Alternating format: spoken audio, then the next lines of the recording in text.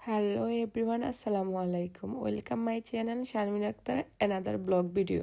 আজ আমি যাচ্ছি আমাদের পুরনো বাড়িতে। বলতে কি, এতদিন বলা হয়েছিল আমাদের আরেকটা বাড়ি আছে, আজকে চলে যাচ্ছি সেই বাড়িতে। সেই বাড়িতে আমি কয়েক বছর পরে যাচ্ছি।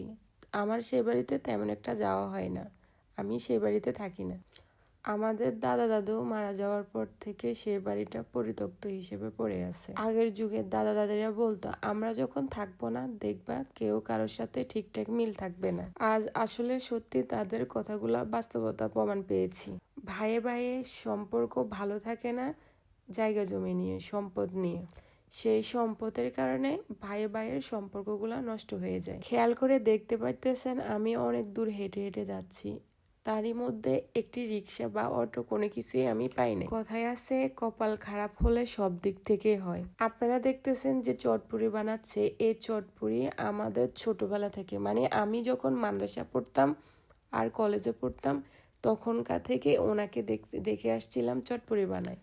ট্রাস্ট মি, বিশ্বাস করুন, ওনার চটপুরি আমার ছোটবেলা থেকে পছন্দ এবং চটপুরির গ্রান বলতে অসাধারণ। আমি অবাক হয়ে গেলাম যে এর মধ্যে তার সাথে চটপুরিওয়ালার সাথে দেখা হয়ে গেল। মাঝে মাঝে মনে করতাম মাদ্রাসা থাকতে যদি একবার ওনার সাথে দেখা হয় অবশ্যই ওনার চটপুরি বেশি করে খেয়ে নিব। যাই হোক, কথা বলতে বলতে চলে আসলাম আমার আরেকটা বাড়িতে, মানে আমাদের আরেকটা বাড়ি। সবসময় বলে আসছি যে আমাদের মুন্সিরহাটের এদিকে একটা বাড়ি আছে রাকালিয়ার পরে, এরপর কামনখোলা রানীরহাটের এদিকে আরেকটা বাড়ি আছে। সবসময় বলতাম কিন্তু কখনো দেখানো হয় নাই, কারণ আমি নিজে এ বাড়িতে আসি না।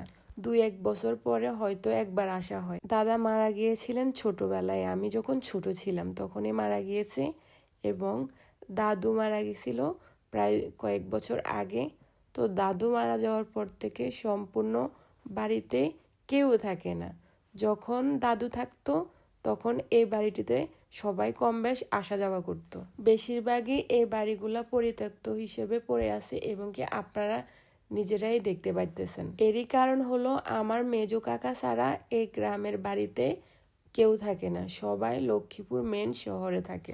আর আমরা থাকি রাখালিয়ার পরে কালাজিরপুর মুন্সিরহাট এরিয়াতে। আমার দাদুকে অনেক বেশি মিস করতেছি।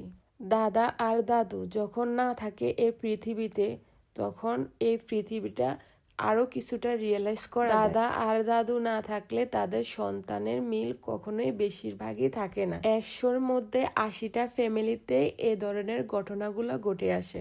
সম্পদের কারণে ভাই ভাইয়ের সম্পর্ক বিচ্ছিন্ন হয়, যার ভুক্তভোগী আমি নিজেই, মানে হলো আমাদের ফ্যামিলি। এরকম হাজারো ফ্যামিলিতে ঘটে আসে। অনেক বেশি মন খারাপ হচ্ছে। দাদু মারা যাওয়ার পর থেকে এই বাড়িটিতে কেউ আর এখন আর থাকে না, যেহেতু সবাই শহরে সেটেল হয়ে গেছে। একমাত্র মেজো কাকা ছাড়া আর কেউ গ্রামের বাড়িতে থাকে না। আমি আমার দাদুকে অনেক বেশি মিস করতেছি।